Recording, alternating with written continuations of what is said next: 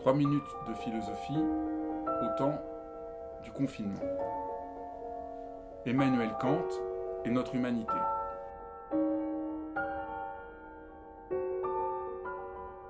Et si nous profitions du confinement pour éprouver notre humanité? Cette humanité qui est le cœur de la Déclaration des droits de l'homme et du citoyen et qui est souvent pour nous quelque chose qui est devenu un peu abstrait. On sent d'abord qu'on n'en peut plus. Peut-être d'entre nous se sentent en prison. On se sent écrasé au fond par les circonstances et la contingence de notre situation. Contingence, c'est un mot philosophique pour désigner ce qui tombe comme ceci et pas autrement.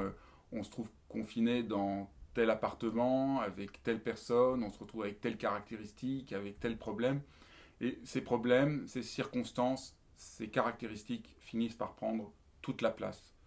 Et l'enfermement vient aussi beaucoup du fait qu'il n'y a plus que ces circonstances. Ce qui est génial avec la philosophie, et ça remonte déjà à Aristote, c'est de dire que la définition de quelque chose ne peut pas se faire uniquement avec les circonstances qui sont au fond accidentelles. On est enfermé dans l'accidentel. Mais que ce qui compte aussi, c'est une dimension de définition profonde, de regard plus profond dans ce qu'est la vérité de l'être, de notre être.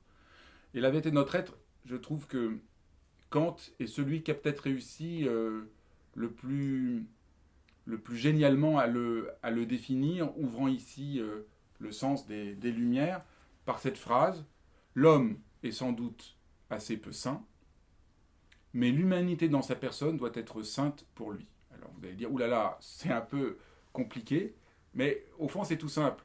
L'homme est assez peu saint en raison de toutes nos circonstances. On est enfermé dans la peur, dans la colère, dans le découragement, dans l'inquiétude, dans la panique. Tout ça vient et donc on voit bien qu'on est confronté au fait qu'on n'est pas du tout sain. Mais ça c'est banal et on l'entend, on le voit bien. Ce que dit Kant, et moi si j'aime la philosophie, c'est en tant qu'elle me surprend, qu'elle me provoque, c'est que l'humanité en nous, elle est sainte. Cette dimension profonde d'humanité, ce qui fait que je suis un être humain, là il y a quelque chose de saint, de sacré, d'inaliénable qu'il faut respecter. Alors vous pourriez dire, mais c'est un peu abstrait, et au début, ça semble complètement abstrait, notre humanité. Mais justement, en réalité, pas du tout. C'est la chose la plus concrète, puisque c'est ça qui fait que nous sommes des êtres humains. Et donc c'est très intéressant de revenir à cette humanité, de sentir que, bien sûr, j'ai peur, bien sûr, je suis un homme qui a tel âge, ou une femme qui a tel âge, qui vit dans telle circonstance, mais plus profond que ça réside quelque chose d'autre, d'insaisissable et pourtant d'essentiel. Et ça, c'est très aidant pour nous, mais c'est très aidant par rapport aux gens avec lesquels vous êtes confinés, de penser à l'humanité qui est sainte en eux. Vous voyez votre enfant qui vous tape sur les nerfs, se souvenir que l'humanité est sainte en lui, qu'elle demande d'être respectée, ça change la perspective et ça peut être très aidant. Voilà ce que je voulais vous dire aujourd'hui. J'ai exploré cette phrase l'été dernier dans le podcast que j'ai fait pour France Culture, 3 minutes de philosophie pour redevenir humain, que vous pouvez écouter. J'avais envie de reprendre cette phrase dans le contexte aujourd'hui du confinement et des difficultés que nous pouvons éprouver.